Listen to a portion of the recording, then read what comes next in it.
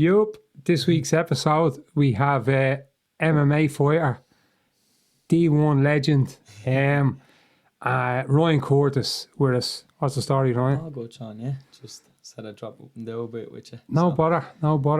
I'm just going to ask you a few questions just on MMA and then we jump back. So I'd like to ask a few questions on MMA.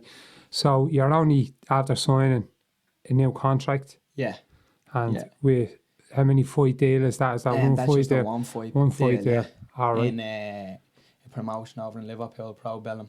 Robert. So it's just a one fight deal. Robert. So, yeah. And looking forward to that? Yeah, I can't wait, yeah. Liverpool's always a good place to fight and stuff, yeah. So that like a lot of the time I go over, they always just tell me what English or what Scouts living in England, what Irish living in England, should I say. That's what they always say, Scouts living in England, Irish living in England. So I have a good few mates in Liverpool and they're like, we're not Irish, we're not English, we're Scouts. Yeah, Scouts, yeah. Yeah, a lot of them say that. And Pro Bellum, so that is in, is that anything to do with, not Cage Warriors, what was the other one? No, the other show, the Cage Warriors took over. Which one? It's in that fucking, I'm trying to think, a few of the lads, Dylan Tuke fought in it, Richie Smullen fought in it. Oh, Shinobi. Yeah, is that anything as far as I know, that was I don't know who the Owen knows the guy who used to run that well, yeah, but I don't really, now maybe it is, I actually don't really know, but I know Owen used to know the guy and a few of the lads out of the gym, and of good friends over there, Anton McGann and Jack McGann, and they used to know the guy who ran it real well, and it was a real good show. I never fought in it, but from what I heard, it was unreal. So Whopper. We were talking before it, you know what I mean? I knew one of Ryan's old coaches, Amo, and he used to train Max as well a bit, you know what I mean? And Amo always spoke really highly of Ryan, and two blokes he always spoke really highly of was you and Craig Coakley. Yeah. He was two little standouts, you know what I mean? Me and Craig were kind of his proteges, like. So. He always spoke well, he is. And then the first time I ever seen you was on Bama. Yeah. And I kind of, a lot of fighters go on about their fans and stuff like that. And me fans, and I'm going to fill out this and I'm going to fill out that. And unless you've seen Ryan fight, it's called the Chaos Cartel for a reason. Madness. The first time I seen you fighting on Bama, it was like, you know, everyone. And then when you came on, it was like, looking all over the place, the cage was swarmed before you're coming out. I was like, where are all these mad cunts coming? Who let these cunts in this race? Yeah, most of them probably shouldn't have been bleeding in there anyway, to be honest. But it's good. Like I say, sometimes they cause a bit of ruckus when they go, but you know, people seem to appreciate that, and they seem to appreciate real people. Like Irish people are just nuts in general, like, you know what I mean? And obviously I'm from town, so it's like 5 minutes from there, and I'd be like kind of the main person to do MMA from town. So like when it's right on the doorstep, and everybody wants to come and show support, it's brilliant, you know, because a lot of the time, like even a lot of the time when I'm fighting in England or places, like people are always gone, like, you know what I mean, like a lot of the time, even in England, I'd have like 80 to 100 people coming over and going, like that's good, like it's good going, you know. Like the only of course Connor's bleeding down it, but the only other kind of fighter I've seen doing that, and only looking at his fights on YouTube and stuff, and now is Roddy. In the early days up in Tally, they used to bring crowds like that, you know what I mean? Like Owen's crowds from Ballymun are unreal as well. It's more so, it is like we do get the numbers, but it's the atmosphere that we bring as well, like, you know what I mean? If I've like 3 of my people and somebody else has 10 of their people, my 3 people are gonna make fucking a sound like they've 20 there, do you know what I mean, between the 3 of them. And I think that's what it is like now. That definitely from the outside, a lot of the time when they're going, like I remember even there's a highlight that Bammer actually always uses, and it's all my mates running amok when I was walking out, like, and it's just screaming into the camera, people are throwing stuff into the air, and yeah, it meant like it is a bit heavy sometimes, but it's people like it and people appreciate it. So. Gift. You know. And I suppose, like, you're 5-2 at the moment. Yeah. 5-2. So going back, I'm going to go back now. Yeah. So growing up, you grew up, whereabouts in town did you grow up? It's just Sean McDermott Street. It's just close to. So if people say where are you from, I'd say Summer Hill. Yeah. Stuff. My ma, she grew up in Sheriff Street. All my aunties and stuff still live in Sheriff Street. I kind of grew up there a little bit myself, but I was born in Sean McDermott Street, but my sisters and my aunties and stuff are from Sheriff Street. But like if someone said to me where are you from, I'd say Summer Hill or just in town really. You know? Yeah. So good people from Sheriff. Yvonne's dad's from Sheriff Street, and my ma's from Summer Hill. Yeah, no, so, yeah. So good, solid, staunch people. There is, like, you know what I mean? Obviously, a lot of mental stuff happened there and whatever, but, you know, even growing up, like, obviously, we never really had much or whatever, and you could easily just knock into the next person and say, what's the story? If you got a bit of milk, if you got a bit of sugar, like, I don't really know. And if anything happened, like, you know what I mean? Like, and you needed the kids minded or whatever, like, do you know what I mean? Like, I'd be constantly floating into the neighbours' houses down Charlestown and they'd be in ours, like, and you wouldn't even really need to knock, you'd be just bouncing in, what's the story? Do you know what I mean? And we were that close, like, you know, so it's just, I think communities like that, like, you know, they do get a bad rep about stuff, but at the end of the day, I think people from them communities, the good ones, it doesn't really matter, like, not to say, but people in Fox Rock, like, and stuff like that, there's bad people there, like, do you know what I mean? It's, I'm sure a lot of people from them communities are outstanding people, doing everything they can for the community, but at the end of the day, those people in there bringing to the country on its knees, they're just down in suits. People in town are down in tracksuits, like, and you get a bad rep, you know what I mean? They're always the ones making the papers, but if you weigh her up, who's doing more damage really? It's the people in the suits that's bringing the economy on its knees and stuff like that. So, but obviously it's like the likes of tabloids and that's what sells and stuff like that. It's like they say, papers, they never waste ink, like, you know. So it's always the negative. It's always like you're very rare if someone they never really want to broadcast when someone is doing well from areas like that and stuff, like, so it's just there is what it is, you know. My eldest mate was in the special branch years ago. He's long retired, and at the time, this is the 80s, at the time, like, bank robberies were happening, like, all the time, just all the time, like the Marino Mart and all these places. I remember Noel was your man's name. I'm not going to mention his second name, but Meow was saying, oh, Jesus, it's terrible and blah, blah, blah. And remember, Noel was in the gaff and he says, come here, Sean.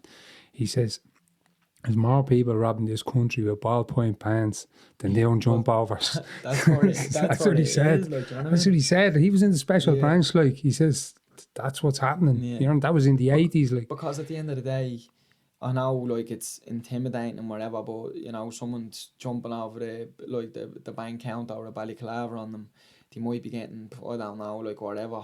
Obviously, I wouldn't be into robbing banks myself, so I wouldn't know the figures, but, like, you might be getting 30 grand, 50 grand, depending on whatever. These people are swindling old people out of their houses, and one house is worth 200 and odd grand and stuff like that, you know, and that's, like, the banks have money. Old people don't have money. Do you know what I'm saying? Like, they might working for that house their whole lives, and some fella is coming up in a suit and swindling them out. Now, not to say, like I'm at the saying there, it's not to say that everybody in suits are bad people and everybody in tracksuits are not bad people and stuff, you know. So it's just there's the yin and the yang no matter where you go, and you're always going to meet bad people and you're always going to meet good people. So it's just the way it is. And grown up, what school did you go to around there? I went to O'Connell's. O'Connell's. Yeah, that was a big school around where I live. Like, it's all boys school, and I went to the primary in O'Connell's and I went to the secondary in O'Connell's. Right. You know, that's where all kind of me friends were going, and those kind of branches a little bit, like some were going to Larkin and then some were going to Marino, but most of us were going to O'Connell's. That was always like kind of seen as a good reputable school, and they were good, like, you know, they were good teachers, and it was a good skill. And you started boxing. Did you start the boxing with Amo first of all, or Terry first of all, or how did you get into boxing to start with? I didn't. Alright. I never boxed. Okay. My two uncles owned it St. Saviour's, and there's an avenue called Champions Avenue Yeah. that's named after my granddad, and a couple of his friends, they were world champions and they kind of lived around the area. My uncles, they boxed the Ingles, you know, like they coached Nassim and stuff like that. Brendan Ingle. and Yeah, stuff yeah. like that. So He died there. yeah, Died there a that's while right. ago. Yeah. So boxing was kind of always in my family, but I don't know, for whatever reason I just never really got into it. Like I'm gonna be honest, I think it was cause I was growing up and I went and done, not even in my uncle's club, I went and done it in another club around the area. And I went in, and I was only at the town literally one day, didn't know anything. Had like obviously a couple of street fights growing up, and you know like kids like yeah, this and that, right, come on, we go out. That's how things were settled, you know what I mean? A lot of the time, like, it's just like he said that, you said this, okay, well then come on, we go onto the road, and then handshake after, and Bob's your uncle, Mary's your auntie, everything's sound, you know. So I didn't know anything, but I went into the club and I done one day, didn't get showed much, and then I remember there was a club show on the next day, and I was literally only going to see a couple of the lads who I was at the being in the gym with. They were all doing it a couple of years, and for whatever reason I went to the club, and one of the lads' fighters didn't show up from the other club. Right. And they looked at me and they were like, do you want to fight? And I was like, yeah, I don't care, I'll fight, like, you know what I mean? It was always in me anyway, like, you know. So but the only thing was, like, the guy they put me against was 20 kilo heavier than me, and Right. it could have been even more, to be honest. And he had been boxing for years and had a good few fights, like, you know. And they were like, it's only an exhibition, blah blah blah. So I got in and he battered me, really, do you know what I mean? Right. Like, as you would, like, a lot of experience, a lot of weight. I didn't really know. I remember just thinking, like, everybody's here kind of, I threw a couple of digs and I was like, jeez, my arms are heavy here. Your man's playing jabbing the head on me. So I was like, fuck all this, you know what I mean? Like it's I wasn't brought in a good way, so I kind of just never really went back. Then was playing football, and then was getting to like 16 and 17, and I was like, no, I'm not really, I used to be into it, but I'm not really into this anymore. And then I remember seeing MMA on the telly, and it was BJ Penn and George St. Pierre, and I was like, that's unreal, isn't it? Like, you had Cage, and just looked good, you know what I mean? And I was always kind of into that, like, but for whatever reason back then, I never really appreciated boxing. I was just like, don't know, I just, like, I watched Mayweather fight a couple of times and whatever, but obviously knew who Muhammad Ali was, Mike Tyson, but just never really got into it. And then I seen that and I was like, I want to give that a go. That's what's up, like, you know what I mean? That's the closest thing you can do to, like as in a fight was, that's the closest thing you can get to life and death, like, do you know what I mean, of a situation, you know, because it incorporated everything. And it just really intrigued me from the very first bit I seen it. So I was like searching around, and then I said it to one of the lads in my school, Stephen Walsh was his name, and he was saying he was watching it as well at the time. Not really many people were watching it, and he was like, I know this fella Amo. Yeah. And that's Walshy, is it? Yeah, Walshy, yeah. And he was like, I know this fella Amo. He's a bit mad, like, but he knows what's up, like, do you know what I mean? He can show us a little bit. So I was like, yeah, lovely, get in touch with him or whatever, and we'll go up, because he was just looking at it as well. He wasn't actually doing it. Yeah. Do you know what I'm saying? So the two of us were interested in doing it, and then we went up, and Amo, he knew all my family anyway, right, already, you know. And we just started doing a little bit. I was in the boxing club. He was kind of renting the boxing club off the owner, you know. I was up in Fisborough, and it was unreal, like, you know. It was kind of all raw, like, you know what I mean. He didn't, like, he was only kind of figuring out the stuff himself, but he was showing us what he knew. Yeah. Do you know what I'm saying? So it was like, it was kind of, it was raw, like, it's not like where you say now and everybody's like clued in, like, oh, you need to be doing this person's doing that, here's how you do all this, do you know what I mean? Even at that stage it was a little bit up in the air, but we didn't even pay fees. He was like gent, he paid out of his own pocket, so we could train, because it was either that or else we weren't training, because no one had any money, do you know what I mean? Like, I couldn't go to my man and say, Ma, I'm doing this new thing, give us, like, do you know what I mean, some of the fees now, 100 not quid a month. Ma would have been looking, being like, what are you on about, you man? You don't have that kind of money, you know. So he paid for the premises, and then he taught us as well. So it was, Amo was a gent, and can't really thank him enough, to be honest, because I wouldn't even be sitting here now only for him. Even when we went to trips down the country, he put us up in the hotels, and he was unreal, like, and a gent, like, you know, if he could ever do something for you, he was gonna do it, and he would always be by your side, you know. So and Amo had a few good hands and slick knee bars. Nasty knee bars. Like, nearly like a little bit ahead of the game. He was like the first, because obviously I might have been downstairs, and I was teaching Max a little bit of striking and stuff, and I kind of more like to go off mindsets, and he was like the kind of the first, like, as in, I can show you 1,020,000 knee bars, but you want to be getting into the mindset of when to do it and when not to do it, and why you want to do it, and like what you're gaining from it, what the risks are and stuff.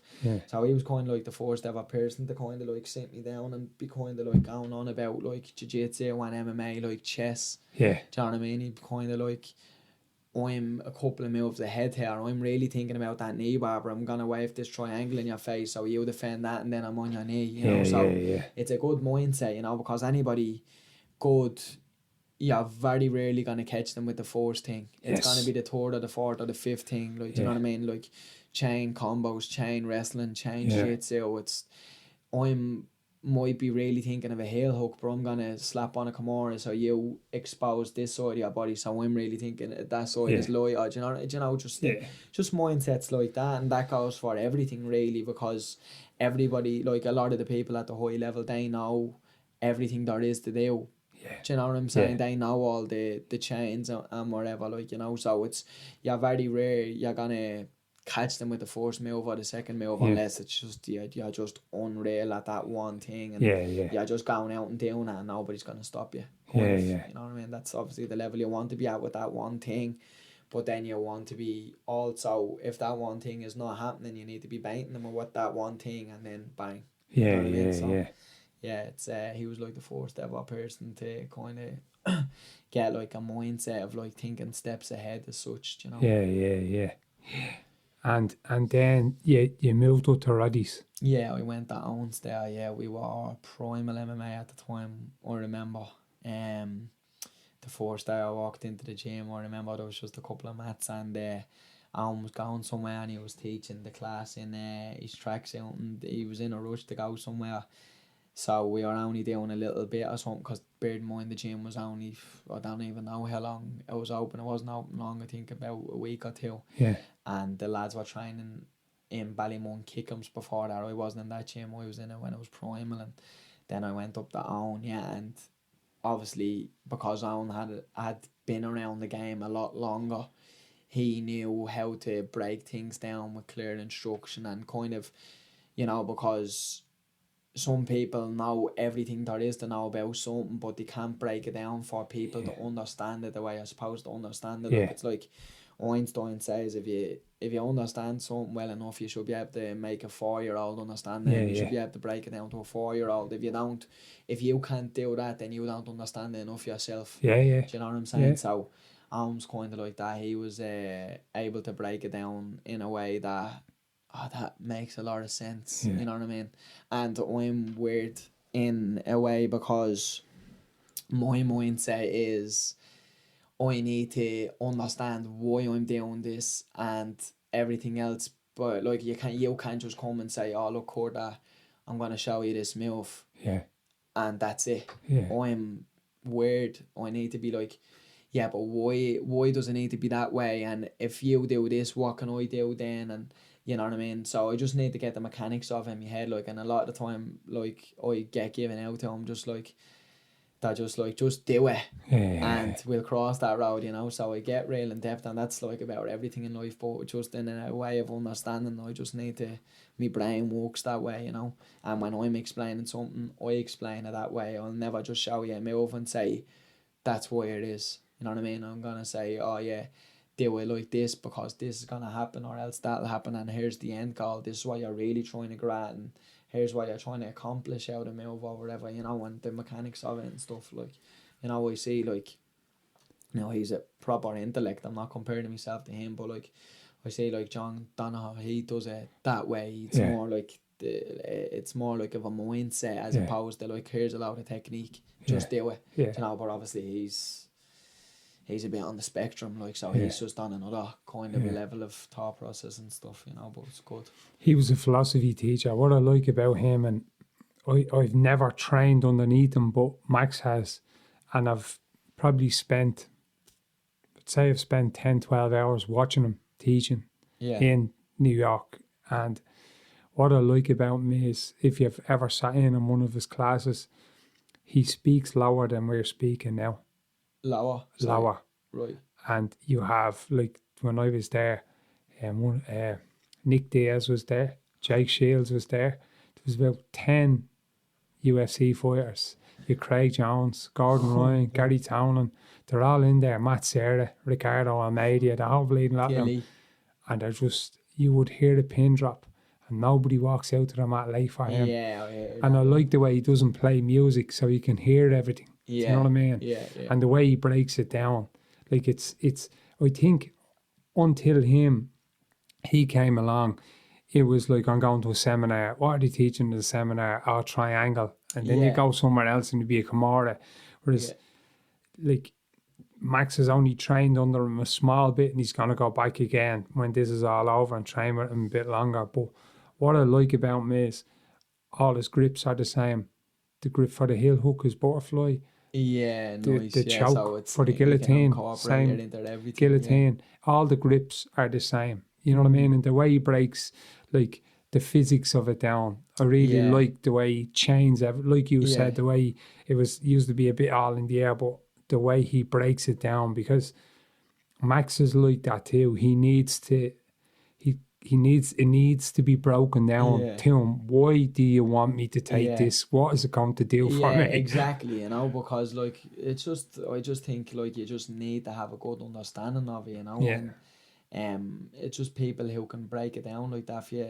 Like, if Albert Einstein is saying something like that, then it obviously makes a lot of sense, you know, that you need to be able to break it down a certain way. But, and don't get me wrong, it's good that other people can just go, I don't need to know any of that shit. Just show me how to do something and I'll do it. Do you know what I mean? But I don't really feel like if you don't have a clear understanding, then you can build off it. Do you know what I mean? Because you might be unreal at that heel hook, but I don't really feel that if you don't understand the mechanics and the whole leg lock system, that you can be building and chaining off that. Do you know? So I just like people personally who can break it down, you know, and break really anything down. I like, because you can't really fake science, like, in physics and stuff like that. So that explaining in a way of physics, like, you know, it's makes a lot of sense. Not to say that, like, you have to explain every technique scientifically, but, like, you know, when you're talking about levers and stuff like that, it's understandable for me when you're describing it like that, you know, as opposed to just, here's a heel hook, go for it. So, and counters off it and stuff. You know, I like that. And any advice? How many amateur fights did you have? I had 10, so I was 9-1 as an amateur. Probably, to be honest, it's no, it's not so much like that now with the IMAFs, but back when I was down it, every fight was a build up. Do you know what I'm saying? Like, in a boxing gym, they've all 170 fights and whatever, amateur fights, because you could be having 3 fights a week, because, like, say for instance, you're going to a club show and you're fighting there and then you're going to the All-Irelands in the stadium or the Dublins, you're having a lot of fights there, you're having a thing there. It's not like when I was down there, it was like you have to have a camp to have a fight. Yeah. And all your friends and family are going to come to this hotel to see, and there was a lot of pressure on. Yeah. With the IMAFs and stuff and competitions like that, and then even the Gamma competitions. Phil is running them. It's you can just go and do it. Do you know what I'm saying? Yeah. Not be worried about tickets or no pressure. Yeah, it's not. No It's not really pressure. Like, do you know what I mean? It's like, it's not really like, oh yeah, I better eat this and be training this many times a day. Not to say your diet should be in check and you should be training all the time anyway. Yeah. But it's more pressure for younger fighters to be having that mindset as opposed to, oh yeah, it's just like a hard spar. Do you know what I mean? Because that's the way the boxers have it. Like they have like 150 fights, 160 fights, because like a lot of them at club shows, a lot of them in the All-Irelands, a lot of them in the Dublin. So they're not thinking like it's getting to the weekend, have this big fight, X, Y, and Z is going to be here. I'm at the selling this many tickets. It's just do it and get on with it. So yeah, I only had 10 fights. I wish I'd have been kind of like kind of more like it is now for the platform to be getting so many fights in one day and doing this, and not as much emphasis as, like, obviously, it's okay when you go pro, then the emphasis is like, okay, this is a big fight. Yeah. Do you know what I mean? Because then it's like your kind of your livelihood, it's your job then, and it is the pressure then, you know, but I don't really feel like it needs to be like that.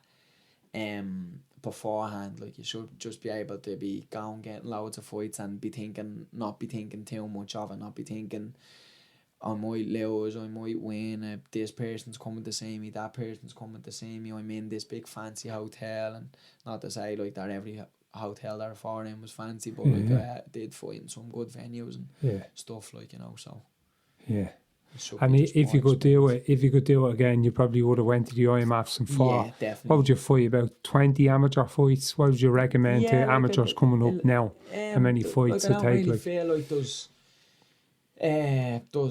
anything like there's any like, say for instance, I might need 10 fights, another person might need 40 fights. Do you know what I mean? I found I was comfortable early on. Do you know what I mean? And I felt comfortable earlier on, but that's not to say that that's going to work out for somebody else. You know, so that was fortunate for me that I felt comfortable earlier on. That was brilliant. But at the end of the day, what's going to work for me is not also going to work for you, and vice versa and stuff. You know, it might be different positions that, like, in life that you feel more comfortable than I would, you know. So just thankfully I felt okay going in, but I really feel like you should be just, when you should go pro is when you really feel comfortable, like you feel at home in there, you know, feeling like this is a fight, and it's just like should be just kind of like another day to you, like, do you know what I mean? There's a reason why veterans are kind of just like relaxed and whatever, because they're at the been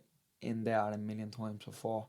Do you know what I mean? You're only going to really feel uncomfortable when you're brought into new scenarios that you're not used to yet, and you're like, oh, what's happening here? And that's not even like just for fun, that's for life as well, like, you know, you go into a new place where you're not used to, and you're like, where are the people and whatever, like, you know, unless obviously you've been in loads of different places all your life as well, and then that nearly comes in experience to you as well, because you're just like, you don't think much of it, like, but obviously it's like Conor says, get comfortable in the uncomfortable, you know, so there's a reason why veterans just kind of you never see them kind of panicking and everybody's afraid, like, but it's when you're getting comfortable in there, that's when it feels good, you know. I just feel like you should really be at a stage like where it feels like you should be really in training as such, you know, kind of just because essentially you're doing the same thing.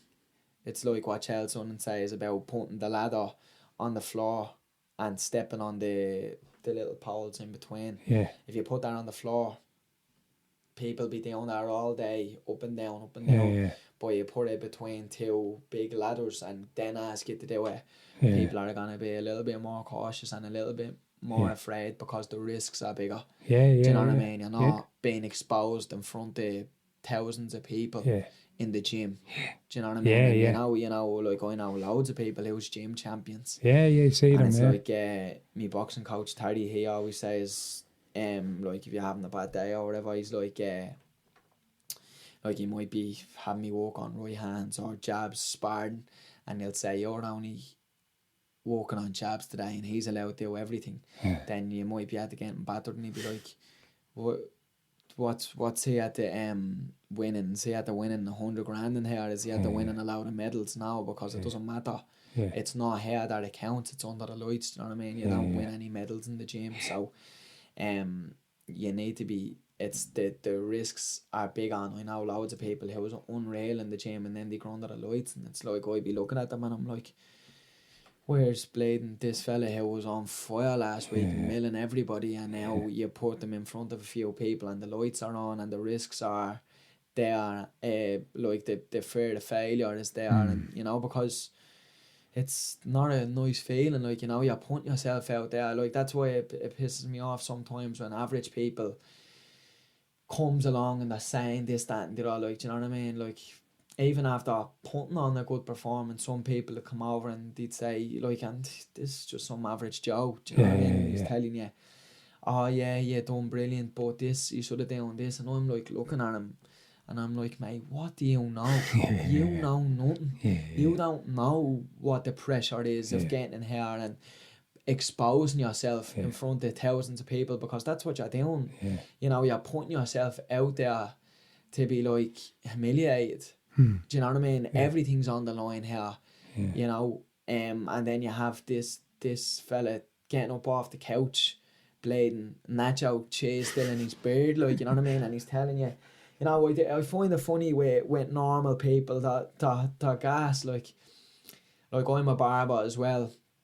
That fighting is more my job. I'm a barber in the ink factory. And it's nobody had ever come into my job and tell me, what you doing, Court? You're doing that haircut wrong. No average person would come in and tell me that. But for whatever reason, it's my job to fight, and people want to come in and say, oh, you done good, but you should have been doing this and you should have been doing that. And I'm just like looking at them and I'm like, what are you talking about? You've never been in a street fight, or you've never been in any form of altercation in your life, and you're telling me how I shouldn't go about my business in front of thousands of people when there's everything on the line and the pressure is great. You have no idea how that feels to be able to walking out and putting a nation on your shoulders, like, do you know what I mean? Because when I'm away and I'm have the Ireland flag wrapped around me, like, I'm fighting for Ireland, I'm fighting for D1, and I'm fighting for everybody here. That's like serious pressure, especially it's more pressure, to be honest, like when now I prefer it, because, like, you know, when you're fighting at home and everybody's there, but it's definitely more pressure, you know, you have everybody who you grew up with, everybody from your area, they're all there to support you. And the funny thing is, you could be fighting an absolute murderer, but everybody thinks you're just gonna go out and spark your man. They don't know nothing about him. They're just like, Cortaz fine, Cortaz an animal, and he's just gonna go out and mill this fella, you know what I mean? Don't worry about this fella who's wrestling since he's in nappies, or he's boxing since this long, and he's won this and he's won that, and he's a trained killer. That doesn't, everybody who's coming to see me, unless they're people in the know, I just like, he's just gonna go out here and smoke this fella, you know what I mean? So there's a lot to be expected of you, you know, and I deal with pressure really well. I will say that about me, you know, because I put pressure on myself. I don't care what anybody has to think about me. I don't care that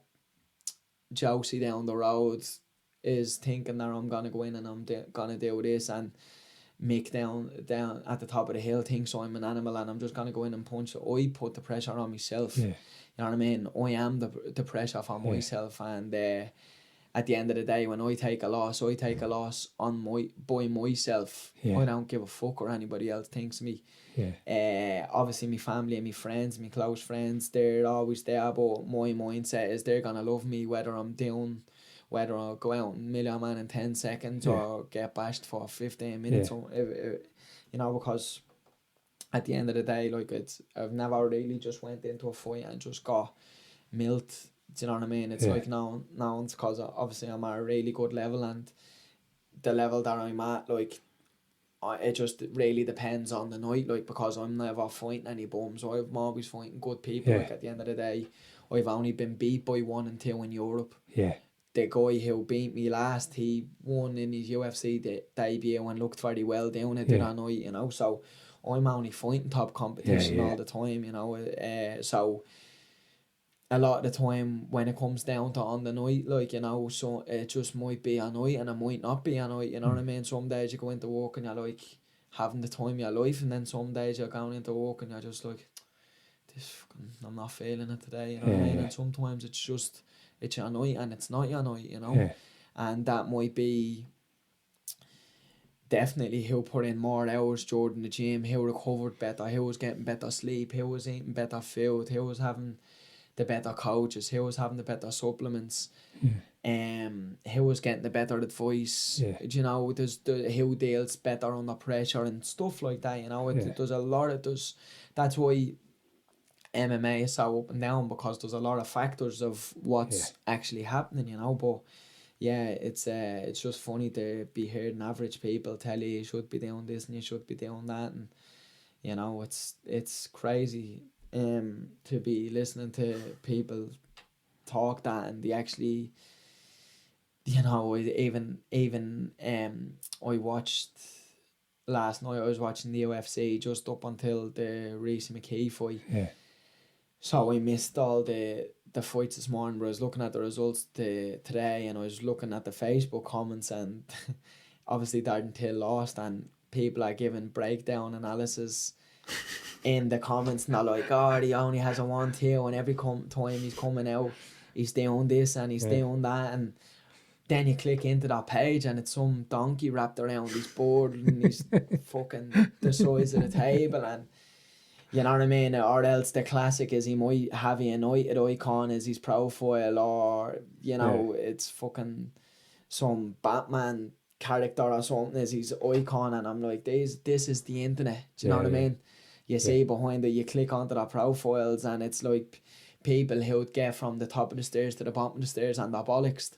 And they're telling Darren Till how to fight, you know what I mean? So that's the beauty of it, you know what I mean? That's the internet in a nutshell. So it's funny where average people that tell you how to fight, you know, and they've no idea, they've never had any pressure and whatever, you know. And you see what you said there, I love that, because like I've another friend of mine is a comedian, and he goes out with his stuff honed and sharpened and tight and everything, and does it, and it doesn't go down well, and he fucks off back and tightens it better and does it better, because he's going out in front of an audience to make them bleed and laugh. So he's putting himself out there. And like a fighter, like, you're going out with your best game after training for years and years and years and years, and if you lose, it doesn't really matter. No. It matters to these shitbags that leave a comment for 15 seconds and they're going to go back and stick their flute into their 3-in-1 curry and try and poke them out or do whatever they do. But to you, it's like, and your family, you are sad for a while, but like people, any sport, comedy, whatever you fucking do, once you put yourself out there, you're growing as a human. It doesn't... Like the win is important. It definitely is, you know. But and growing as a person is better. It is. It's, you know what I mean? You know, because if you're never putting yourself in uncomfortable positions, then you're never going to grow as a person. You know, and everyone's going to lose. You might have that. You see that in life. You know what I mean? You have this chap, and not to say that it's if that's your life that it's a bad thing or whatever, because you might be happy, and happiness is the key to everything. I don't care if you're collecting stamps. If you're happy collecting stamps, I'll support you as long as you're happy.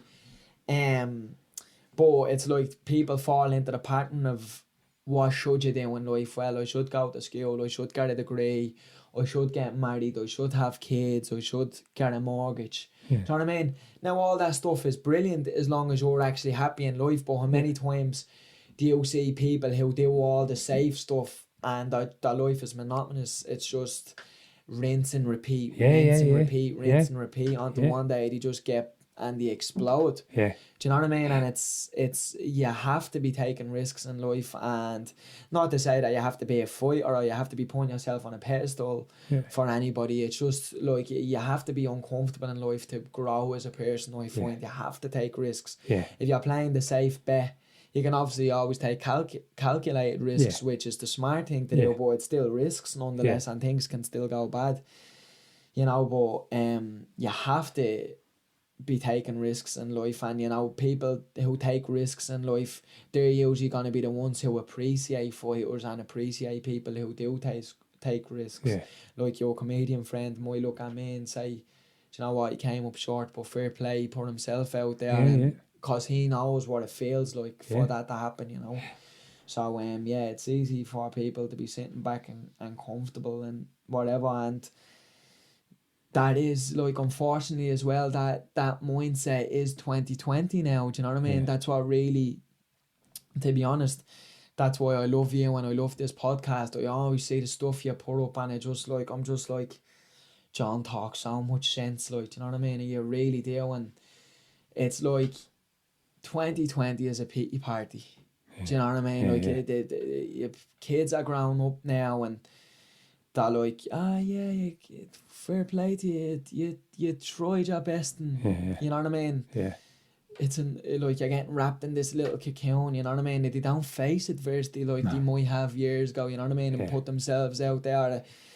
I know it's the cliche thing now, but you're doing sports day and they're getting medals for coming ninth. That's not how I'm gonna raise. That's not how I'm gonna raise my kids. Because what happens then? You get the midlife and shit is not going your way, and then that's the first time you're at the facing adversity, and you know what I mean. Like, even when I started in Amos gym, people say, like, leave your ego at the door, and like, it is a little bit like that, but I'm gonna be honest, like, I don't encourage, I'm not saying anybody should have an ego or whatever, but my ego kept me coming back. Do you know what I mean? Because I was like, I'm not gonna let these get the better of me. I don't care if they're 40 kilo heavier, because I kind of always had that little bit of fight in me from coming up rough, kind of, do you know what I mean? So I kind of, like, had a little bit of, I would say, ego, like, you know, and then over time that did keep me coming back, but over time then I was able to drop that, but that was at the time where I was coming back anyway, and then I was learning, and you know, because the first little bit I would always want to just go with the bigger people. I'm like, where's the big fellas with the muscles? That's who I'm going after, and I'm going to strangle them, and I'm going to hit them, because it was like a little battle with my own self. You know what I mean? I'm like small man syndrome, do you know what I mean? And it was silly, but it did keep me coming back, like, you know what I mean? There was some days where I'd be like Stephen Hawkins, leaving the gym over people grabbing out my head, like 90 kilo people grab me in headlocks, I may not tapping out, and silly really, but you know what I mean? I was like having a little mental battle in my head, and I was like, I'm not gonna, if you catch me with a legit move, I'll tap out, but you're not gonna catch me with this bullshit. But really, like, you should just tap out and say, what are you doing, mate? You shouldn't be doing that, but my ego and the little battle in my head wouldn't let me do it. But at the same time, my ego, when times got tough in fights, wouldn't let me give up. So, do you know what I mean? And it's like ego resilience and stuff like that. You know, when people say you shouldn't really have an ego, you shouldn't. But at the end of the day, I'm in a sport where everybody's out to be the best, and I believe I'm the best in the world.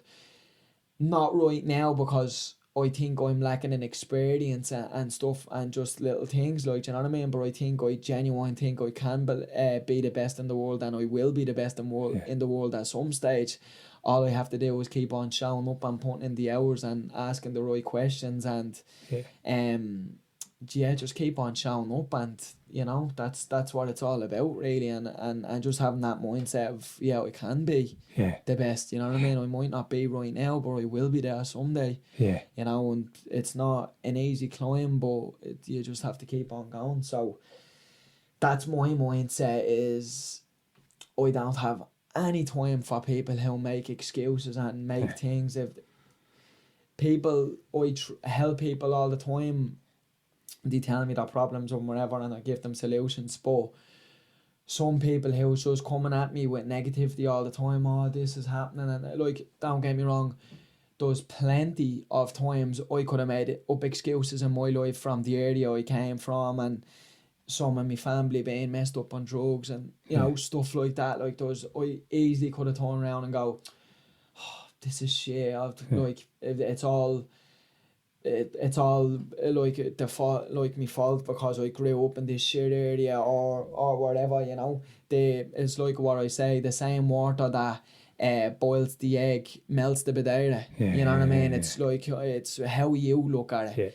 You know, so anybody coming at me with pity shit, I'm just like, get away with me. I will try to flip that mindset a little bit, but if it's just this person who've like constantly coming up excuses and whatever, I'm just like, keep them people away with me. But that's my coronavirus, 2 meters back, fuck off away with me, you know what I mean? I don't have any time for that. I only surround myself with positive people.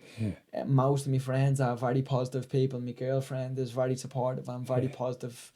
And my family would be supportive and positive, you know what I mean? And any of the ones, friends and family who haven't been supportive, cut out.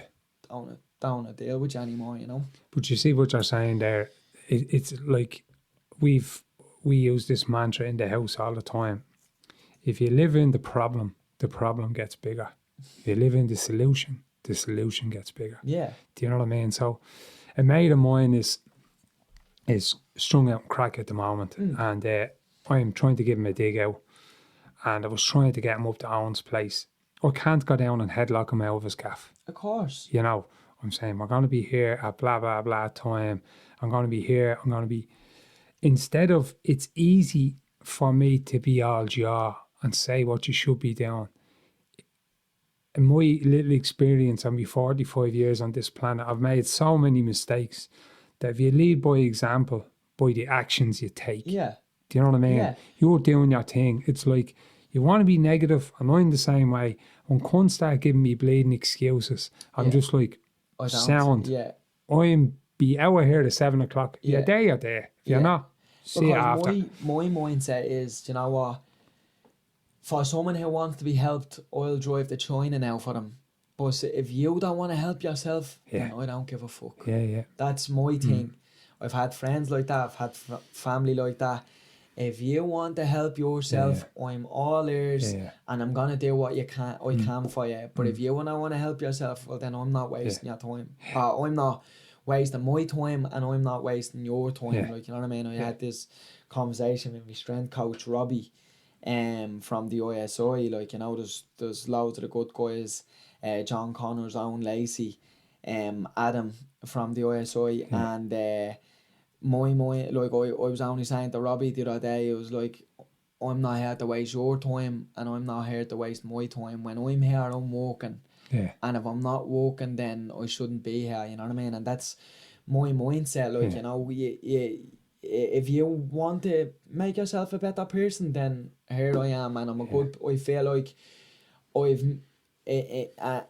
I've had a little bit less experience in life than you, like, you know, but I've still messed up a good bit to have experience, and I've put myself out there on the line. So it's not like I might have been sitting back on the couch all these years talking shit, telling people, trying to be the foreman of the site, saying you should be doing this and you should be doing that. And I don't know a thing about life. I've put myself out there, and I've put my hand out to be slapped in front of thousands of people, you know what I mean? And, you know, sometimes you're up and sometimes you're down, but I always came back, you know, and that's how I'm gonna teach my kids. I don't want to hear any excuses. If you didn't do it good enough, then we're gonna keep on going till you do it good enough, until you're happy. You know what I mean?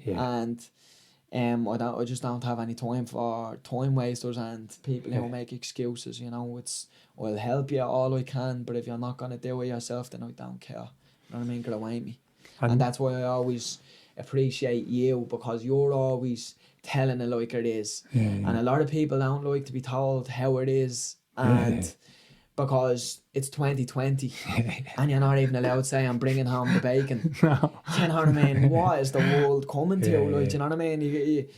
Could you imagine this shit in the 80s and the 90s, where like people were walking on docks and you know what I mean, hard people. There was never any crazy thing. And I think a lot of it is the way parents are bringing their kids up, and then another bit of it is social media. Do you know what I mean? Because it's, you know, a lot of the time it's a competition with things, and then people are like like that kind of, it's like people say, like I've heard comparison is the thief of joy, you know what I mean? It's like people are looking, and they're looking at these people on social media, and they're like, oh, look at this fella, he always looks happy. Yeah, because he's fucking putting up this picture when he's happy, or no one's posting when they're having a shit time in their life, or they're not posting to look a certain way. Like, no one's posting like, oh, I'm having a shit day. It's like, oh yeah, I had a great day out with the family, or had a great day I had a great day out when I was on this holiday, or look at me, I'm little, like, do you know what I mean? Now, don't get me wrong, like, there's a lot of people who give it a big bit on Instagram and stuff, like, you know, like, sometimes I even do it myself, but like, at the same time, I do post, like, when I'm not on top of the world and whatever, like, do you know what I mean? I post about adversity as well, because success is not, like, success is, and then one day, like, it's like the GOAT of MMA, Anderson Silva, he was going to work in fucking Burger King, and then he decides, perseverance, I'll give it another shot. Then he turns out to be the GOAT. Do you know what I mean? Like, he got an opportunity to fight Chris Laban, and then he's the best of all time. You know what I mean? So something that, like, I always say to my girlfriend, it's not always gonna be this way. Like, it's just you're just gonna be trotting through life, and it's gonna be shit. And then one day you'll just get that breakthrough, and then the next thing you know, you're there, you're up there. And even when you're there, you're not there, because there can always be more done. But like, you get the breakthrough at the least unlikely time, because you don't think you're ever gonna break through. And then it's like you're just going about, and you just don't give up. You keep on kicking down the door. You get the door slammed in your face loads of times, and you're like, I'm not going away from this door, I'm just going to keep on kicking it in. And then you're there. And then it's like, I can't believe I was feeling shit 2 years ago, and I was going to jack it all in, and I just said, nah, fuck it. Do you ever hear of the hero's journey? Have you ever heard of that? So the hero's journey is, it's something I've read up a good bit on, and I had the opportunity to going away into Sligo, and I'm not going to go into it, and I was out in the bleeding forest for 3 days on my own, no food, no water. It was mad. I'll go into it a different time. I'm not going to go into it, but when you go without food and water for a good while, you start hallucinating and saying stuff. We took no psychedelics or anything, but anyway, the hero's journey is how, if you look at, when I explained this to you, if you look at all the films and what you just spoke about there, if you look at all the films, you have an unwilling hero. And just before he's about to turn into a hero, Star Wars, he has to go on this journey, but he doesn't want it. Anderson Silva, he can take the safer option to the side, and he doesn't want it. Who wants it? You know what I mean? It's uncomfortable to do that. And 90% of people go, fuck it, I'm going to Burger King. Exactly. Fuck it, I'm going to just fucking... Because you're not going to be laughed at if you fail. It's safe to do that. Do you know what I mean? No one's going to think anything of me if I just do that. But I'll tell you one thing, nobody's remembering the fella serving you a double quarter pounder in Burger King. Do you know what I'm saying? And no one's looking up to that fella who took the safe road for inspiration or any of that shit. The building blocks for success is adversity, and that's the way it is. And like, adversity, it's hard, like, you know, because a lot of the time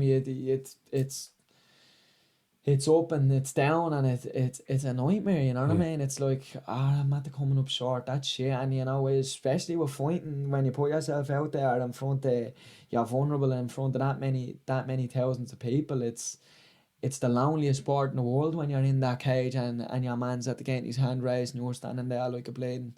Do you know what I mean? You're just standing there, head down, feeling shit. Feels like your whole world's at the crumbling in on top of you. All this sacrifice you had to make and wasn't good enough. Sometimes your best isn't good enough, and you just have to keep on. Perseverance is really is the best thing you can do in controversy. You know, like I say, no one remembers the people who play it safe, you know. No. Like the most polarising figures in history, like Nelson Mandela, Muhammad Ali, Gandhi, Yeah. you know what I mean? Malcolm X, all people who stood up for what he believed in, Yeah.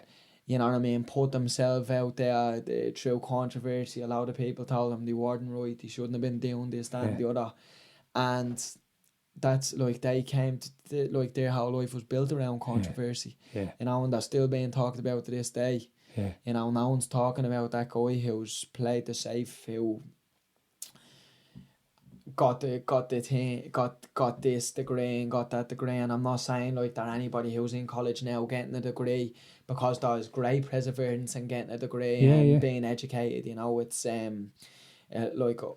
it's something that I will be looking into. And I'm always looking to further my education and further stuff like that. You know, I was in college for stuff like it wasn't really what I wanted to do, so I never pursued it. It was just something that I thought I wanted to do at the time. It was like computer network and maintenance, and it was like thought I wanted to do, and then found out real quick that I didn't want to do. You know what I mean? So, but I stuck around and whatever.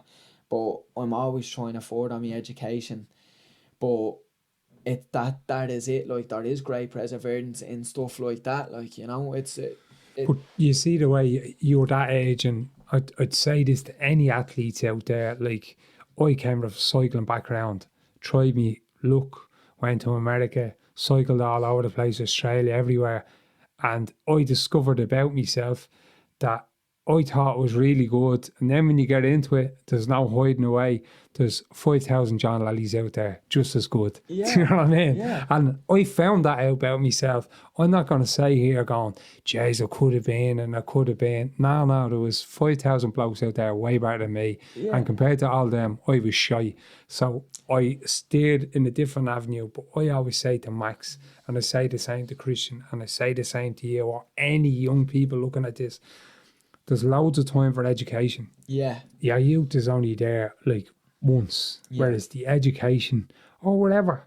And like myself and Yvonne be very supportive of Max. It's like his schooling, whatever, get to leave and cert, there's no mad panic. You know what I mean? Yeah.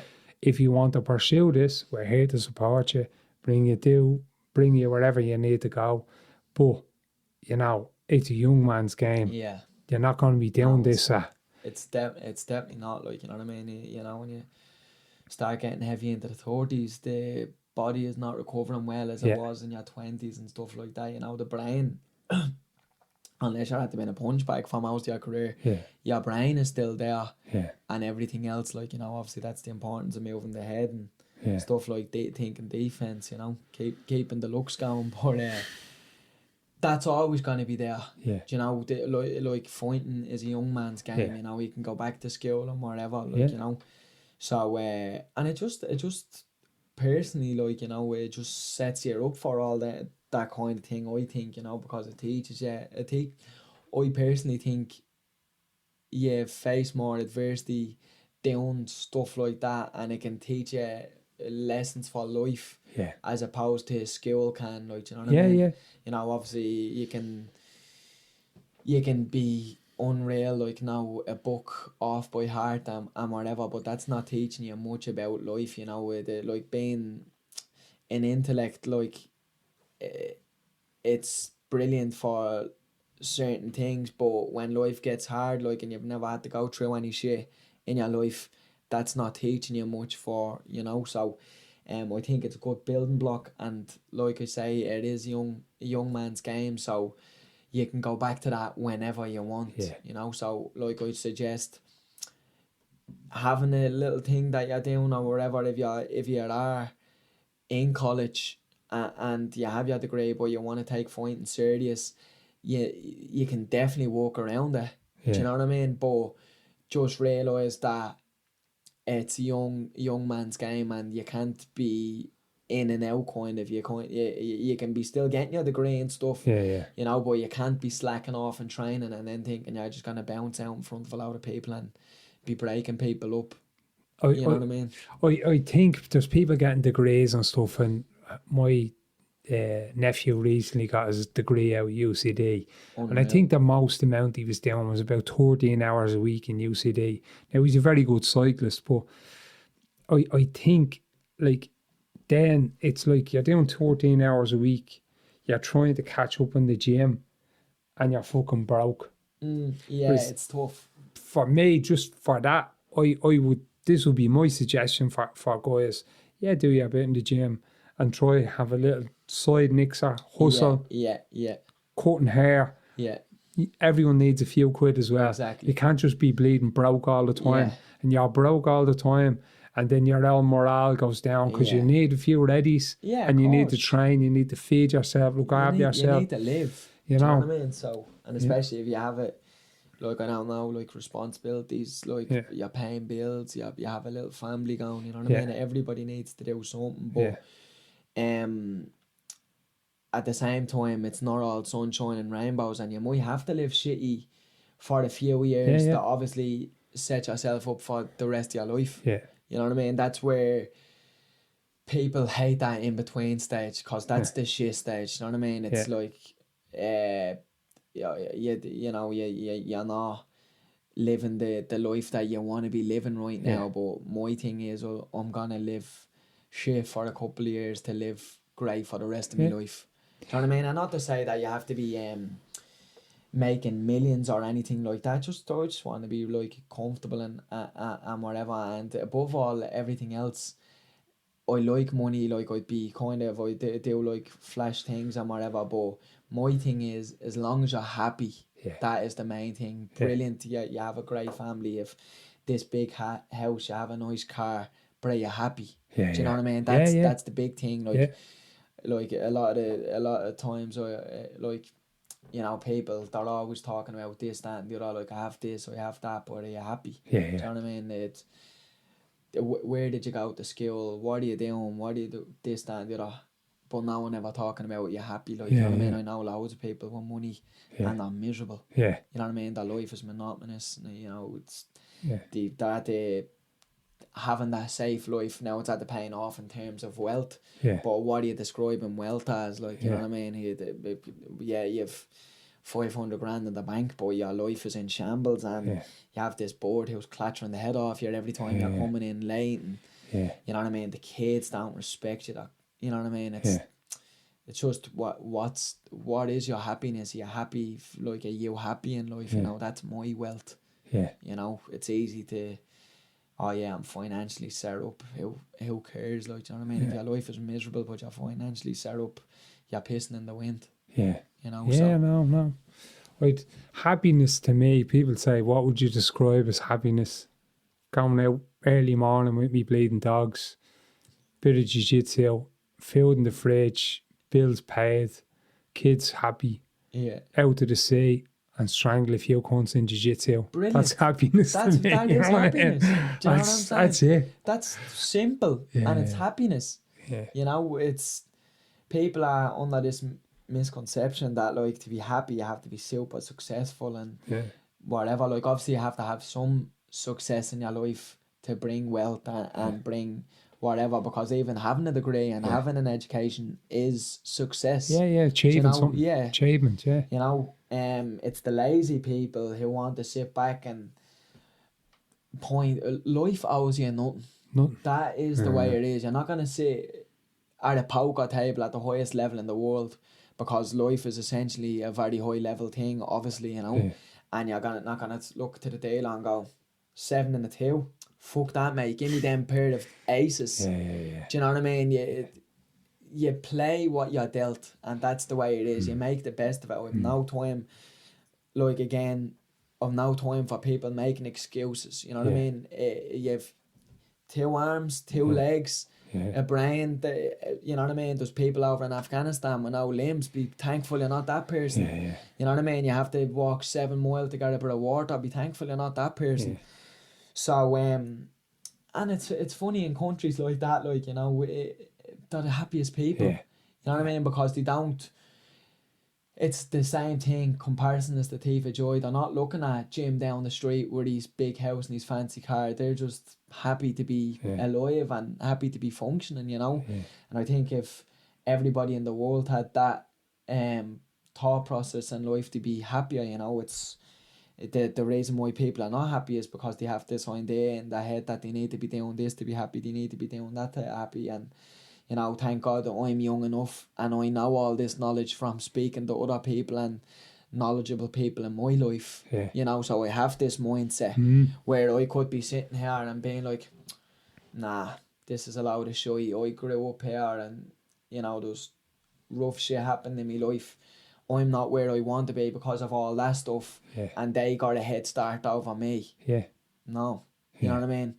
Who wants some more? We both have work ethic, you know what I mean? And sometimes that 7-2 that you had to been dealt is better than the double ace. Do you know what I mean? The pair of aces, like, you know, like, it's not to say that because he's ahead at the start, because let's be honest, if you're from a nice area and you're getting set up in a nice school and you don't have to be financially worrying, you're ahead in the race. That's the fact of it.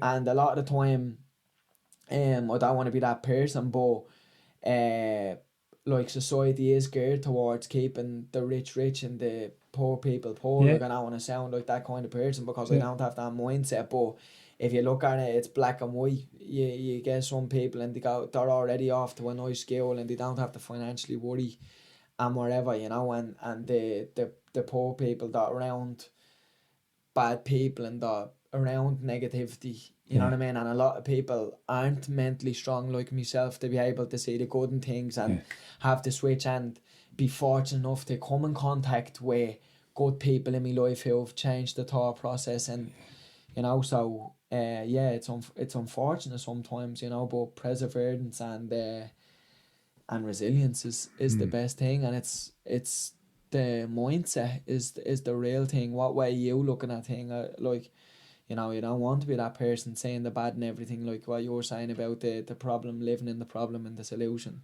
You know what I mean? Because there is some people that are just constantly talking about the bad and things. Mood hoovers. Yeah, Mood I'm like hoovers. scared away. You know what I mean? If you're that end of the room, I'm over there. Yeah, I'm just scared away. You know, I don't have any time for people like that. And that is happiness. You know, it's happiness is what you're at the saying for you, and happiness might be some people that hate that. Fair fuck to you. Jesus, but happiness might be that fella in like, it's like that old saying, money doesn't buy you happiness, but I'd rather cry me Ferrari. Do you know what I mean? That is some people's happiness, you know. Like, don't get me wrong, I would like a Ferrari, you know, but I don't get it twisted. And once I'm healthy, I have nice family, I have a nice girlfriend who supports me. I get along great with all her family are lovely people. You know what I'm saying? That's happiness for me. You know, happiness, I don't measure happiness on who's the biggest house or whatever. Do I want them things? Of course I want them things, but I don't measure my success off them things, you know what I mean? Because like I say, I measure my success off happiness, and my happiness might be something that your happiness is not going to be, you know. And like I would be on the line of what you're at the saying, your happiness, that would be happiness to me. You know what I mean? I come in here, you have kids, you have lovely dogs, you have a lovely wife, everybody is nice people, you know what I mean? You brought your kids up real well, you've instilled work ethic in them, you know what I mean? That for me is successful. You know, I see people and, you know, they like big business people, imagine, like, you know, and they have these big houses and these have these big cars, and they don't even have relationships with their kids because they're too busy in the office. And you know what I mean, their kids don't respect them. The kids have everything, they've never had to go through any adversity, and then they have a midlife breakdown. You know what I mean? Because they've never had to go through any shit, and they've no respect or morals for things because everything came easy. You know? And I come in and I see your kids and everything here, and like, everybody's respectful, and you're at the instilling hard work, resilience, and speaking to you, you're like, you have a brilliant mindset, you know what I mean? Everything is positivity, nothing's negativity. If there's something going wrong, then we need to look somewhere else. And everybody in my life is like that. Me boxing coach Terry, my other boxing coach Richie, me striking coach Collie, me head MMA coach Owen, me strength coach Robbie, Owen, John, Adam.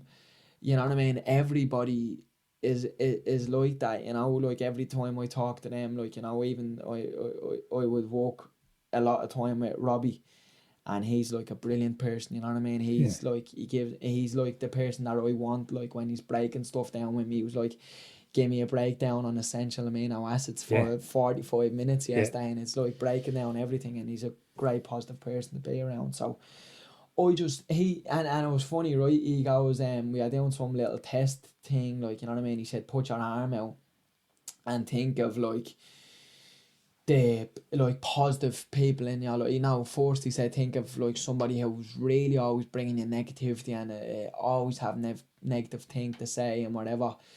And he was saying, have you got that person in your head?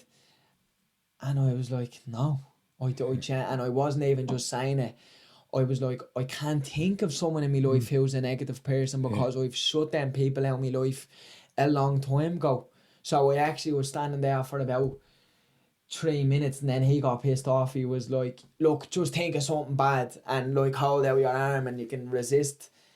Your resistance is less when you have a negative thought as opposed to think of someone positive. And a million people came up in my mind straight away. So it was a weird little test, like, you know, but even that, like, I was kind of thinking of it after, and I was like, I couldn't actually think of somebody negative in my life who's draining, who's always, because I cut them people out, and I don't have any people like that. You know what I mean? My bosses in work, Tom, Rob, Eve, Johnny, everybody's positive. Everybody does. I don't have any bad people in my life. My girlfriend, her family, my family. You know what I mean? Any friends or family that I had that was negative, I don't speak to them. Not in a bad way. I just don't want that shit rubbing off me.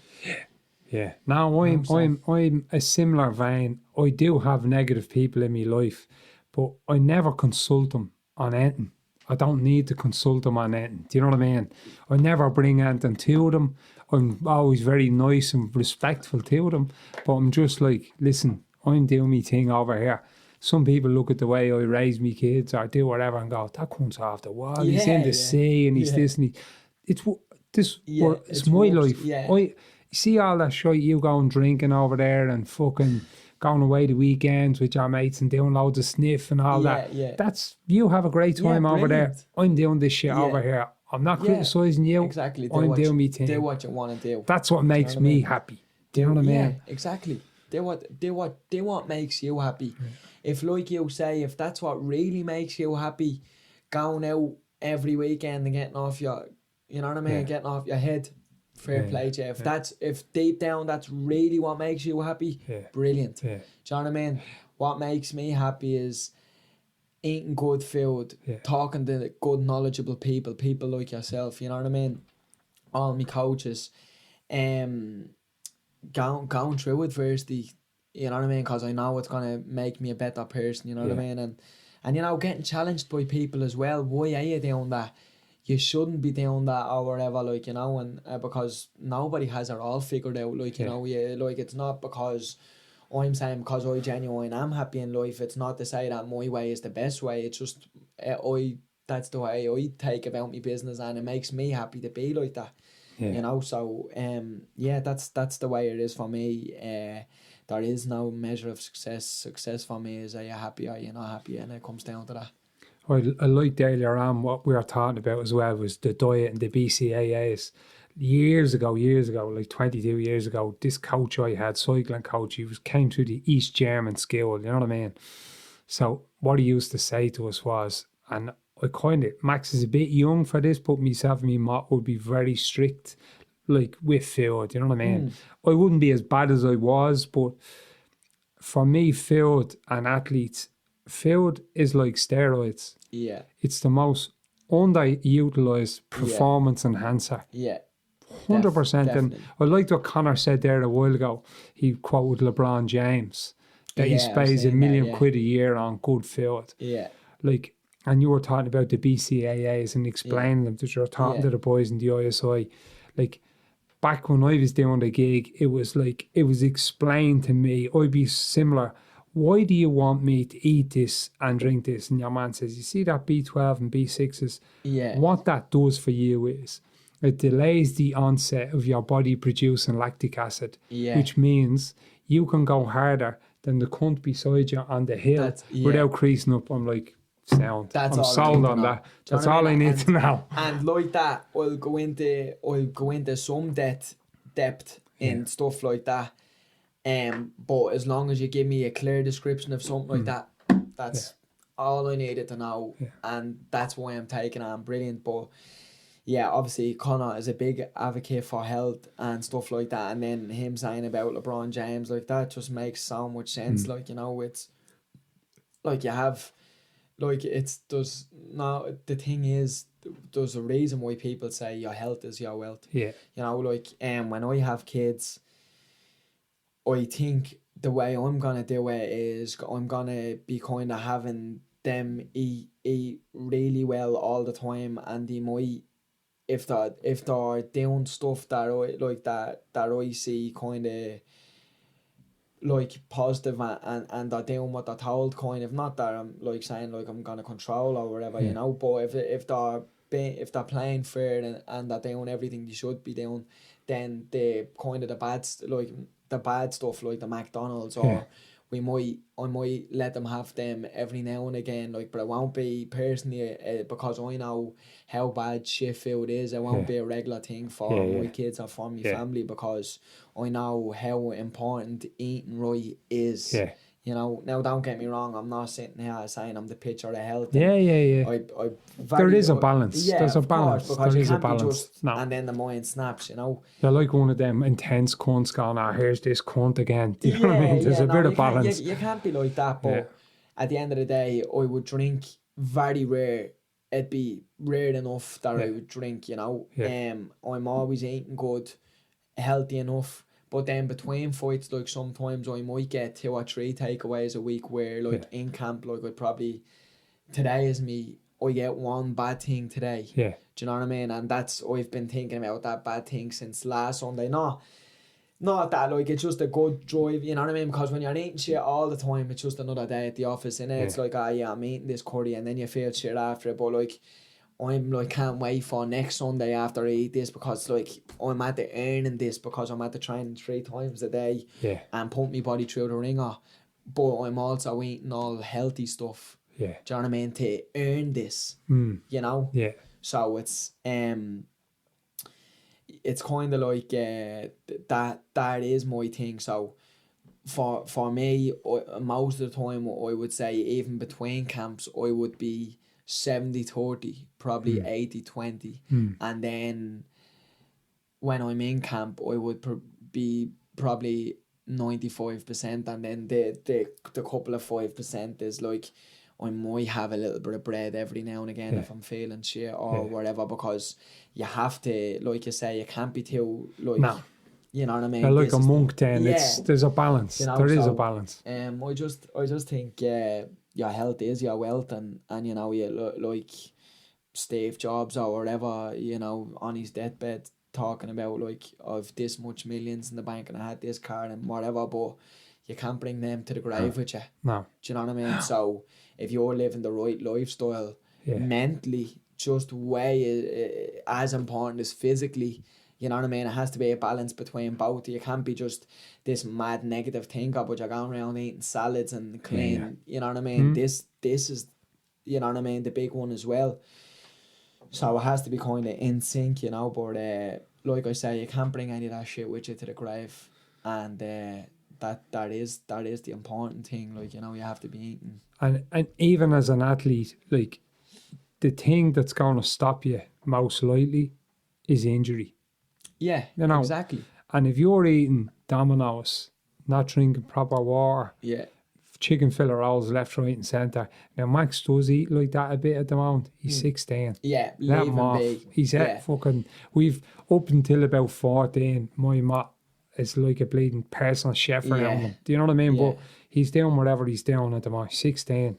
Yeah, but whatever. He's training so much that... But here's, I would read a lot of sports books, and this is what, getting back to the injury thing, Roy Keane quoted in one of his books. Now, I hate Man United. I never liked him, a Liverpool fan. But anyway, Roy Keane talking about his injury and his ACLs were down to his lifestyle, eating shitty, drinking, not recovering enough, and just eventually said, if, like, he looked back at his career and he says, if I ate right and didn't drink so much and done it right, I probably would have got another 6 or 7 years out of myself. Yeah, because he had one of the key components which was up there, because he was tough as nails and he had a winning mentality. And when someone like that says that, you listen. Yeah, exactly. Do you know what I mean? Do you know what I mean? That's somebody like him. So your body, it's a machine, like, you know what I mean? And it's only gonna be able to keep on going for so long if you're not gonna give it the right parts or the right fuel.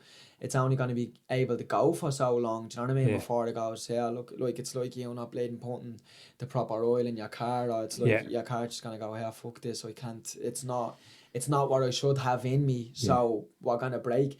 And that's your body way of saying, like, that's your body's way of saying you're not getting the right recovery and you're doing too much and you're not getting the right shit into you, more or less, like, you know. So the health thing is really important, but I just think sports and a life like this is brilliant. But like you were saying, Max, there's a balance, because he's still young, like, you know what I mean? And you have to kind of let him enjoy it as well, because you don't want to be them, as he are in sync, like, you know what I mean? So you are on the same wavelength. But then how many times if you hear that, how many people who've, like, their outfits got them into sport and that's all they're doing, and that very rarely works out when you're just, this is what we're doing. This is what we're doing. Do you know what I mean?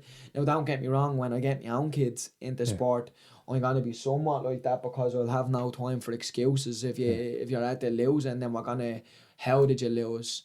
Do you know what I mean? But it's not to say that, like, I'm gonna just run them into the ground. I'm just gonna instill work ethic and figuring out where we went wrong, you know what I mean, and fixing that. But I'm gonna leave them be. If they want to do it, then they're gonna do it. I'm never gonna make them do it so much that they're gonna hate it, and they're just doing it to please me, because it's not my life. I'm only doing it for their benefit, really, you know. So, and I see you're like that with Max. If some days he's doesn't want to train, or he's not doing whatever, like, you just, okay, do your thing, do you know what I mean? But you don't really have to, you'll bring him back onto the road if he's swaying. I think it's important, like Max is that intense on himself.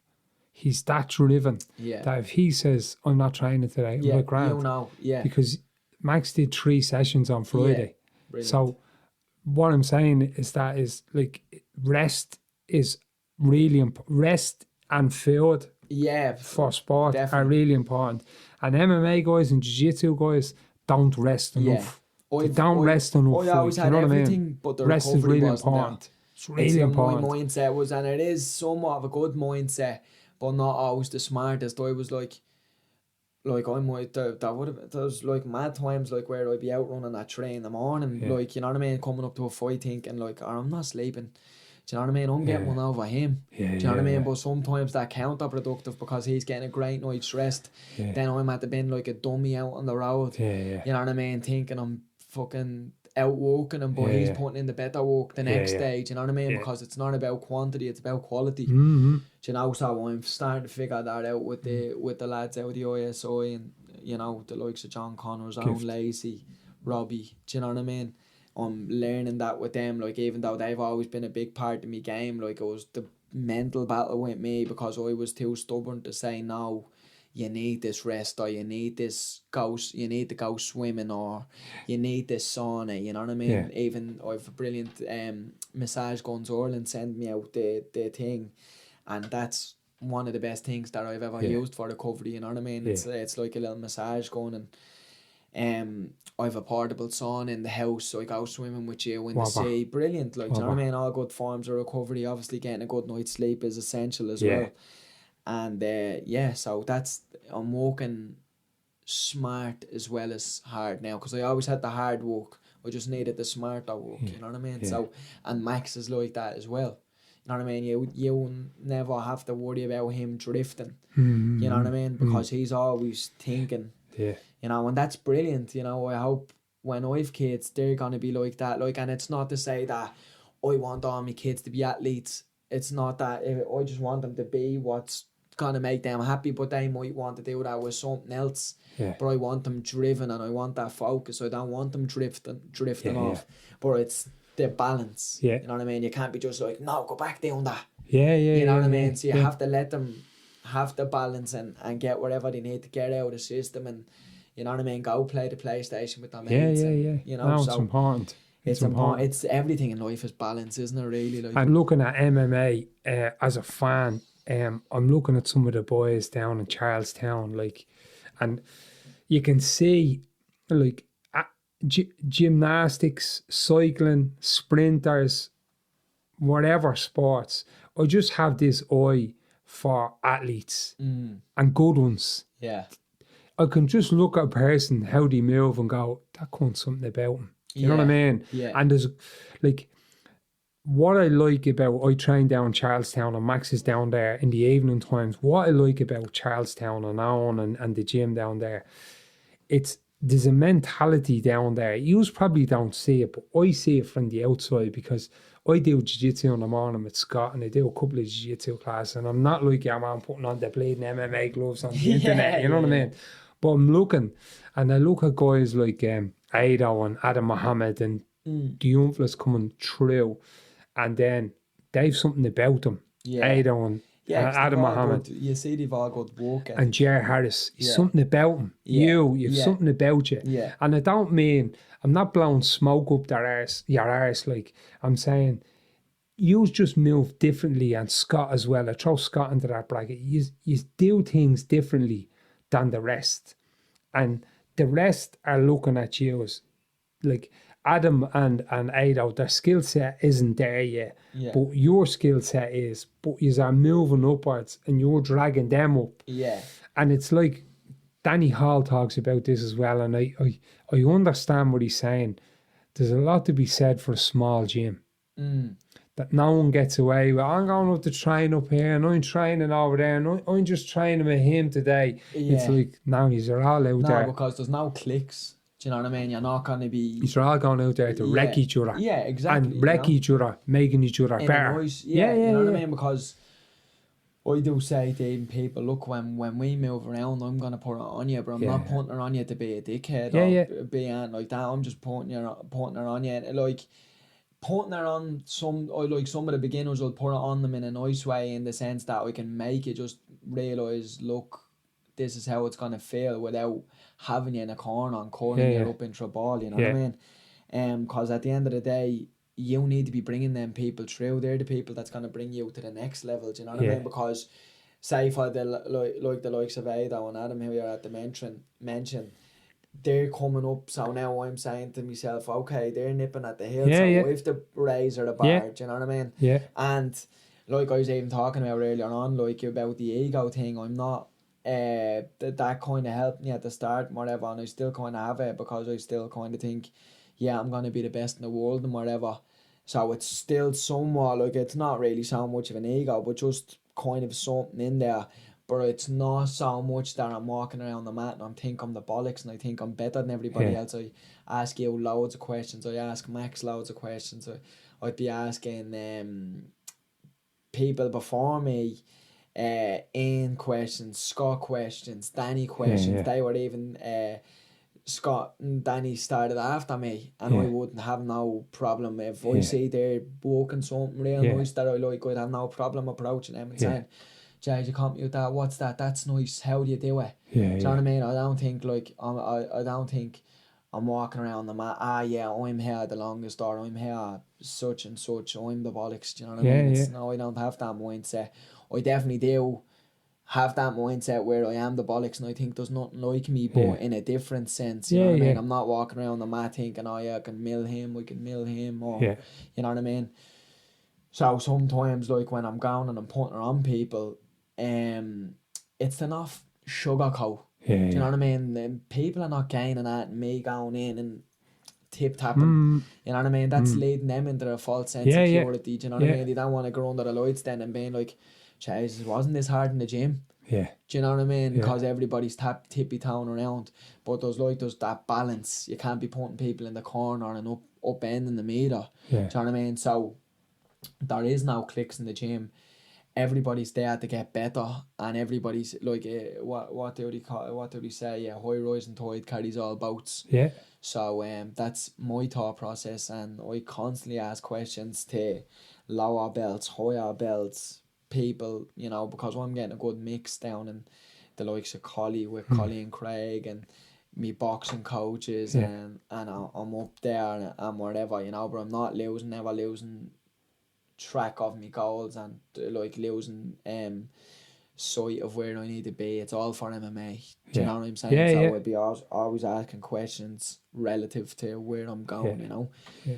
But it's just like the gym is small and whatever, but you can see everybody moves well and whatever, because there's now thousands of people on the mat, and this corner over here are all the killers. Do you know what I'm saying? Yeah. We're getting rounds in where everybody, whether you're just at the walking in the door, you know what I'm saying? It's 2 seconds ago to 10 years on the mats. You know, we're getting it all. So there's no thousands of people on the mat, and then you might just have that click over in the corner and they're all the sharks. Do you know, because I always say to people, you need 3 kinds of people. You need people who you can batter, people who can hang with you, and people who batter you, and that's how you really learn. Like, you know what I mean? There's no good being the hammer all the time. No. Do you know what I mean? No. The other day had a horrible night. You know what I mean? Was up early doing strength conditioning. The heaviest I might have been lifting in a while. Went to work, then went training that night. My head wasn't there. No excuses. Felt shit at the time. The older me would have been going home in the car or on the bus thinking,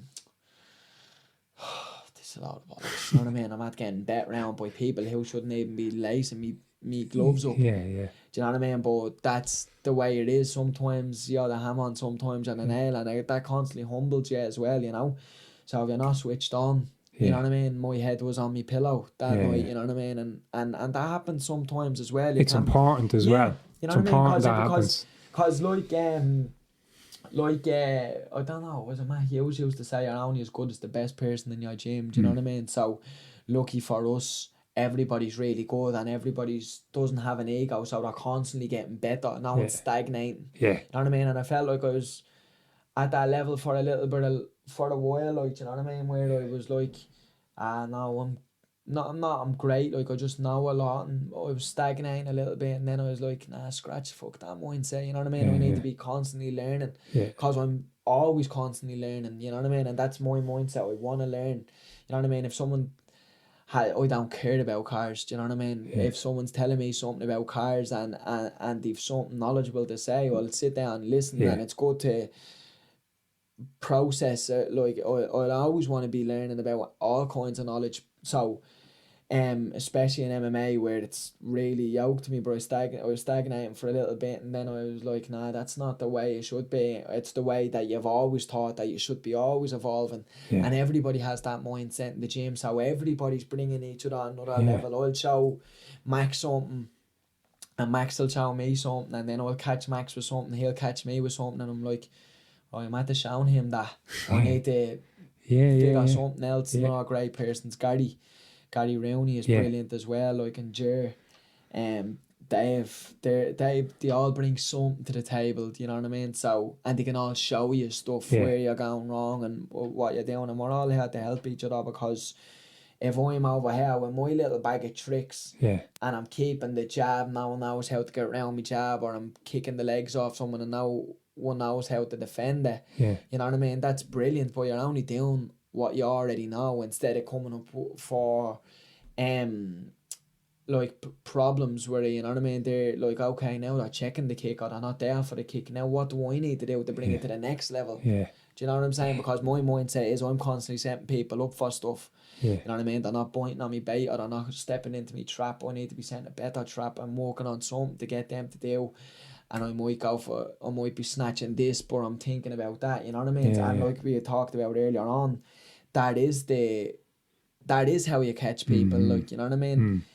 Even rolling with you the other day, like, you were so many steps ahead of me, you know what I'm saying? And you knew where you were going, like, so it's brilliant, and that's the beauty. And you might have been fishing for one thing, but you didn't really want that. You just making me think that you want that where you're going here, you know? So And that's what it is. That's the journey, you know what I mean? It's just getting better. And that's the beauty, I think, of jiu-jitsu or grappling, or like it's like I'm framing on your chest with me knee and pulling your head for you to put your hand across there, so I catch that, and the thing about it is, it's the same with striking, because I'm banging out that jab, but I might be like coming across like I'm lazy with the jab, so I'm just like, do you know what I mean, waiting for you to throw so I can bang it. Do you know what I mean? It's the same thing. The only thing with striking sometimes is like it's costing your brain cells to do that. Do you know what I mean? And that's not always the good thing to do, depending on how you're going with. Do you know what I mean? I go hard a lot of the time, and a lot of the boys go hard. Like, but at the same time, I'm not there to be making people lose brain cells. You know what I mean? No. I'd be more going, unless it's like we're just going for it, because sometimes that does happen. Do you know what I mean? You bounce down on a Thursday night and someone's just looking at you and you're like, let's go then, if that's how it's going to be. Do you know what I mean? And you need them nights as well, because you can't be getting into the cage. No one's pulling shots in the cage, you know what I mean? But there's the balance, do you know what I mean? You can't be going with blading head cases who's looking to blade and rock you every time, you know? So because I was only saying to Max earlier, you need to be going with people who's going to work with you, because if you have people who's constantly just going mental all the time, you're not going to want to be setting traps and baiting and leaving yourself there to be exposed because they're bleeding.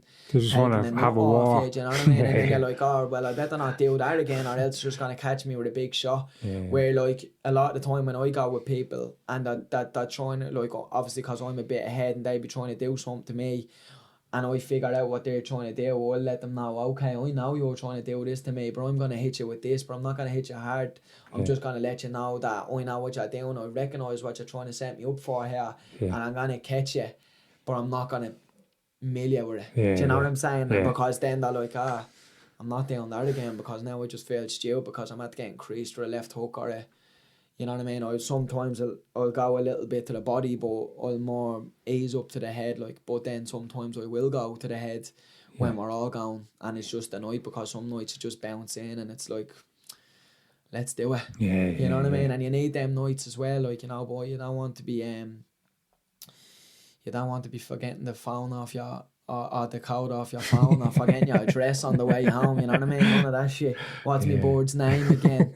Fucking, you know, so you don't want to be, you want to do it, and that is the beauty more so of grappling, and you can do it at the, you know what I mean? You can grappling, probably not wrestling, you know what I mean? Because you can't do that forever, because that's tough on the joints, but jiu-jitsu you can do till... Yeah, that's what I like I'm coming in with bleeding ACL, like fucking hanging on by a string, MCL just about there, you know what I mean? So grappling suits, whereas if I do a bit of wrestling with Max or jump in with Sergey down there, I'm just like fucking, it's like I'm after getting bleeding rally down. You know, I don't roll too well anymore. So it is taxing, like, you know, and that is the beauty of jiu-jitsu, you know, because a lot of the time when you get Mongols and they're spazzing, it's nearly they're doing themselves harm. Really, do you know what I mean? Like, you have somebody and it's all these mad erratic movements and whatever. Chin to the jaw. Yeah, exactly. Do you know what I mean? You're like, James, what's this fella like? Do you know what I mean? So when people are going erratic on the ground with jiu-jitsu and stuff, like, it's nearly doing themselves no favours, and they're just like, right, we'll just let this fella burn himself out. He's a donkey, he's going to go now in about 20 seconds, 30 seconds, and then I'm going to be strangling the neck on him, do you know what I mean? Because he's at the doing this to himself. Do you know what I mean? You're at the point in you're at the drowning yourself here. I didn't do this to you, you're at the doing it. So it's a little bit better. And less of an expense in jiu-jitsu, so, you know, it's good. You can always do that. And you work in the ink factory. How long are you working there? About 5 or 6 years there. I do a couple of days there, to be honest. That's more so my hobby. That's my switch off. I enjoy doing that, you know what I mean? I enjoy coming into the work. The lads look after me in terms of, like, if I need any sponsorship or whatever, they look after me, and they've been nothing but brilliant for the longest time, you know what I mean? So I get good support out of there. Like I say, I'm only surrounding myself with positive people. Even the customers in there are brilliant people, you know what I mean? Gonna get the one jock strap like every now and again, you know what I mean? But that's too far between, as long as you're in a good environment, you're gonna attract them kind of people who you want to be around. You know what I mean? So I feel like you're manifesting it really. Like, do you know what I mean? You like feel like when you're just constantly surrounded by good people and you're doing what you like. I don't look at that as work. I enjoy that. Yeah. You know what I mean? I enjoy doing that. I fucking could have done this podcast with that camera over there just waffling, like, you know what I mean, or that belt. I can waffle to anything, you know what I mean. I enjoy doing stuff like that. And Jono was working in the ink factory, which as well. Max followed him down from Blind Eye. Yeah, that's right. So I always bump into Max now and then when he comes in, and Johnny looks after him, giving him haircuts and whatever. He likes going in there. He likes the vibe in the place. It's a great vibe in the place, you know. But like I say, that's a good downtime for me. That's a relaxer for me. That's not me mind is crowded. I'm thinking of scenarios in the fight, like, you know what I mean. Sometimes you do need to switch off a little bit, you know. So with different people as well, then aren't exactly, you know what I mean. So everybody's not asking you about this fight or that fight or we're doing this and we're doing that. So just being positive, I suppose, and surround yourself with good positive people. Gift. Right, we're gonna wrap it up at this. So give your sponsors a shout out. You saw the Ink Factory. The Ink Factory, Massage Guns Ireland, One Hit Management, me manager Paul. Who else? Like the ISI, they look after me strength for me and stuff, and even all my clubs like SBG Charlestown, Dublin Combat Academy, Ballybock Boxing Club, and everybody, you know what I mean. It's I'm constantly surrounding myself with good positive people and appreciate all the support and everything else like that, you know. It makes life easier. Whopper. Give Ryan a follow. It's Chaos Curtis, isn't it, on Instagram and Twitter as well. Same Chaos Curtis. So that's this week's episode. Like, subscribe, give it a share, and tell us what you think. Yep.